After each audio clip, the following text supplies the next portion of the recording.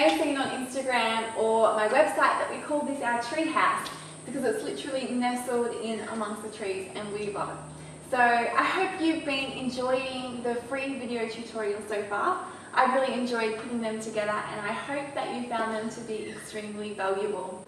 So today I want to talk to you about marketing. It is one of the main pillars of a successful floristry business. You can't make any money if no one knows that you exist, or if they know you exist but they just don't like what they see.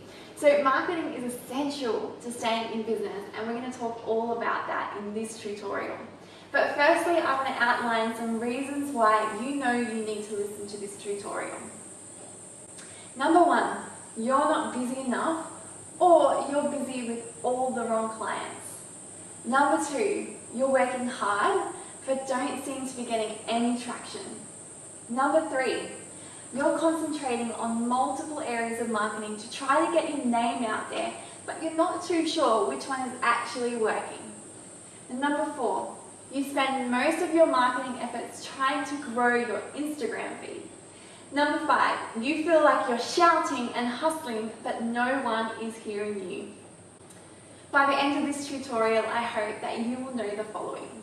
Number one, what marketing really is. Marketing isn't just trying to grow your following on Instagram.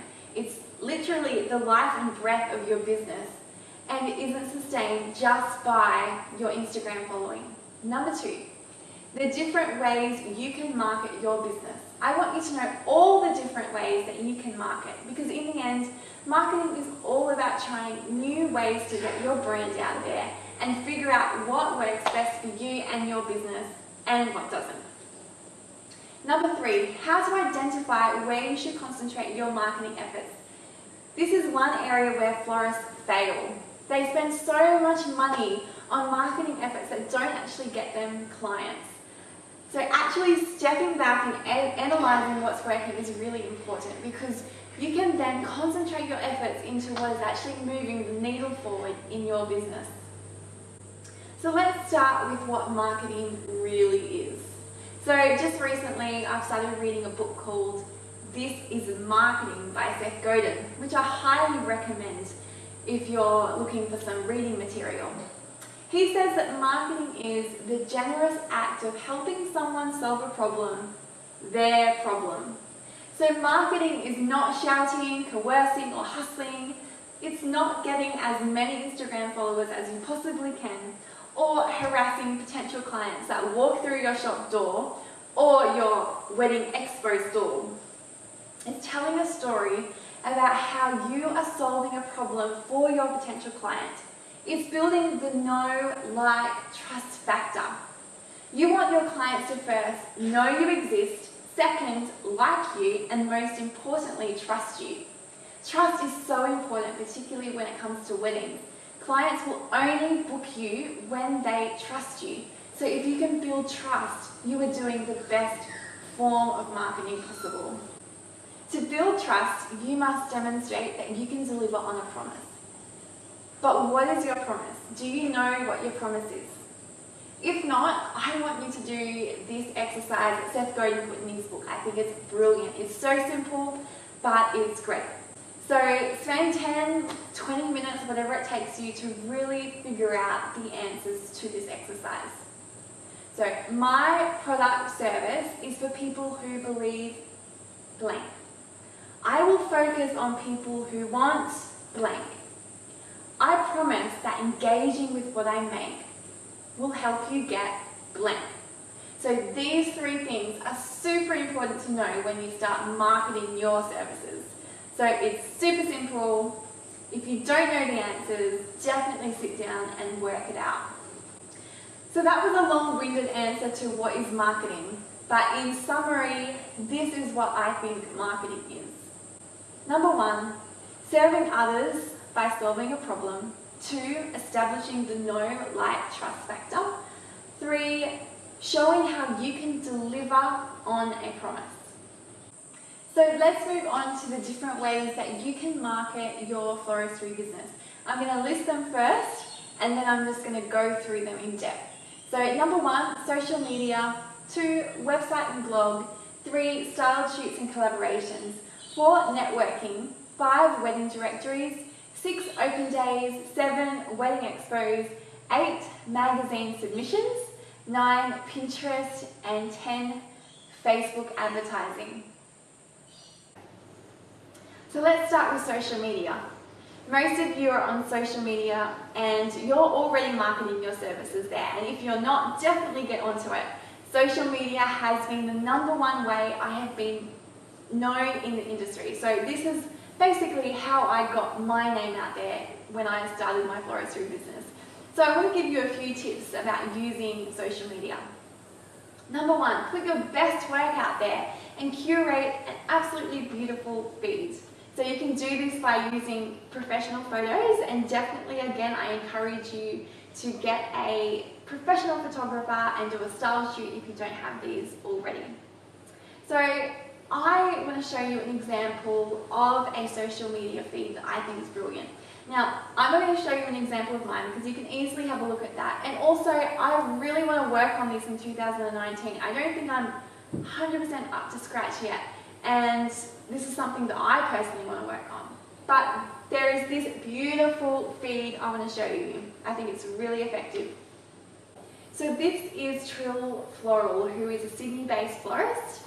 And you can see how clean and beautiful her feed is.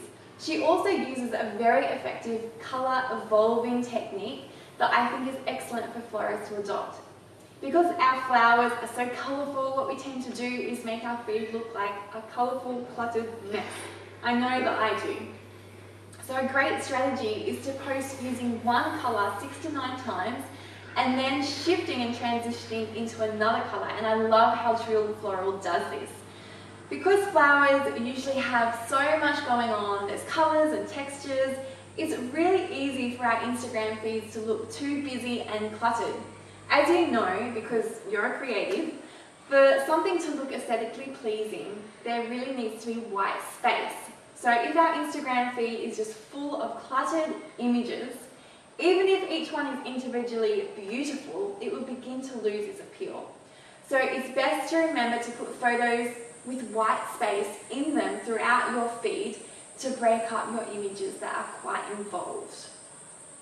So another example of an Instagram account that I think is really great is from Tanya of Oflora Studio. So what I love about Tanya's feed is her personal input into it. Her stories are very consistent. She has stories every single day, and she highlights not only herself creating beautiful arrangements, but you can follow her life too. And this is actually a really effective marketing strategy. Remember that it's important to establish the know, like, trust factor. So actually putting yourself into your brand can really help do this. If people fall in love with you as a person, they'll want to buy from you. And I also think it's important, especially in 2019, to focus on Instagram stories. So people are scrolling through their Instagram feed less and less, and your posts are only getting shown to a percentage of your following. So stories are definitely the way to go. I encourage you to mix up your stories a little bit, put in there your beautifully curated work, but also put in behind the scenes footage, testimonials, and then bits and pieces of your life as well. This is definitely something that I want to experiment with too in the new year. And definitely use story highlights. Your Instagram can become a little mini website. So your story highlights are then the navigation bar of the Instagram website. I'll show you an example of my Instagram highlight titles. I have testimonials, weddings, behind the scenes, style, which is style shoots, and then about. So that way when a potential client stumbles across my feed, they can look through and find out nearly everything that they need to know about Floral and Mineral before they even go to our website. So the next marketing strategy I want to look at is your website. So I won't spend too much time here, but I do want to highlight just a few things that I think are really important about websites. So basically your website becomes your shop front if you don't have a shop front. So you need to make sure it looks really appealing and welcoming to potential clients. You want potential clients to instantly love your work and want to hire you as soon as they come to your website. So really concentrate on putting your best work out there and curating it beautifully. Also, make it easy to navigate. This is important because you want your website to be user-friendly. If your website is hard to use, you will repel people in an instant. So just a few things to think about with your website. So then there's style shoots and collaborations. Style shoots have been a really important part of my journey as a business. They are amazing for several different reasons. One, you get to collaborate with other amazing vendors, and being part of a community can really help you get the word out there about what you offer. Number two, you can create something that clients aren't asking for yet, and the key word here is yet. So many times we do a style shoot and then I have a heap of people asking me to do the exact same thing for their wedding. So if you do a style shoot and do it well, you will get clients wanting you to do it for their wedding. So number three, it's also great exposure because there are usually a lot of vendors involved, and a style shoot can go viral on social media with everyone posting about it. So oftentimes style shoots will get published in blogs as well with huge following, and this definitely increases the traffic to your business. And probably one of the most important marketing strategies is networking. So to be honest, networking doesn't come as naturally to me as it does to others because I'm a bit of an introvert, but this has been a huge help for my business. I get most of my work from venues in the local area because I have built this know, like, trust relationship with them. So if you network with people in a non-pushy and salesy way, you will definitely build a system of people who will refer work to you. It's probably the cheapest form of marketing out there and one of the most effective too. And then there's wedding directories. So I've tried a few wedding directories and I kind of know what works for me and what doesn't, but what I do want to tell you is just to test out a few because you will find out what works the best for your business. But what I found is that local wedding directories are the way to go. So you'll get many emails and phone calls about joining wedding directories that are nationwide or worldwide, and they promise you the world, but they definitely underdeliver. So the only success I have had with directories is with local directories. So if there's a local directory in your area, then I would definitely consider signing up for it.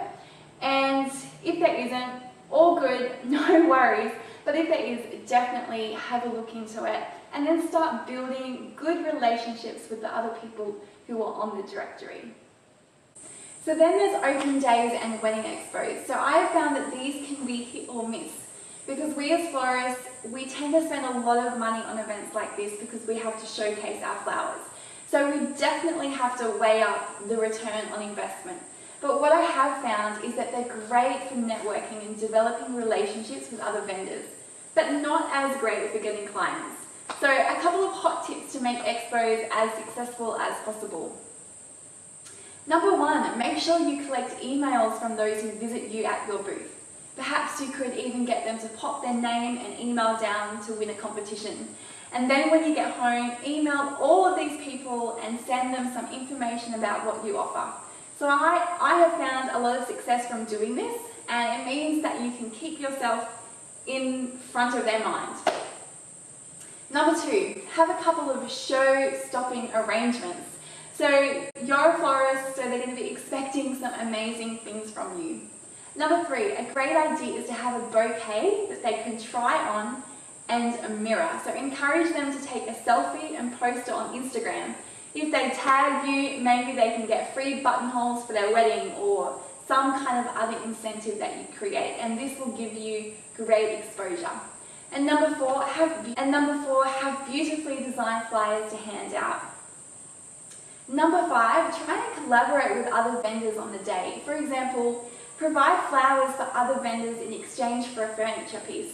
Collaborating with vendors is sometimes the best and most important part of an expo. So you may not get leads, but if you can build relationships with other wedding suppliers, it's a huge win. And finally, I want to share with you the most important and easily forgotten strategy in marketing, and that is to analyze and know exactly where your clients are coming from. So this is the single most important thing to do. If you're not analysing the effectiveness of your marketing, then it's quite possible that you're wasting your time and money in areas that are just not bringing you clients. So one of the easiest things to do is to track where your clients are coming from on your contact form. So by simply asking the question, where did you hear about me? This will help you determine where you need to be directing your marketing efforts. For me, most of my clients were coming from venue recommendations, and this was really important information. I began to invest more time into these venues, and I poured money and effort and love into them. I did the open days. I was always involved in style shoots that they wanted me to help out with. And in turn, I just got more and more clients directed my way from them. So it may not be venues for you, it might be something else, but knowing where your clients are coming from will help you invest into the correct areas. So there you have it, some tips and tricks to help you market your floristry business better in 2019. So I hope that this was helpful, and if you have any questions regarding this, you know to never hesitate to contact me through my website or my Instagram account at Emma Jane Lemke. Also, if you haven't already joined our free Facebook community group, we'd love to have you there. The group is called The Art and Business of Floral Design. Also, I want to just quickly mention that I have a program for florists that I'm launching on Wednesday, so you can have a look out for more information on that. But if you're not interested, no worries, we still have some great free content coming up. We have 2 more tutorials left in this series, but then we'll be releasing free tutorials each week for creatives on this YouTube channel, so make sure you subscribe. So that's it for now, and I look forward to seeing you in the next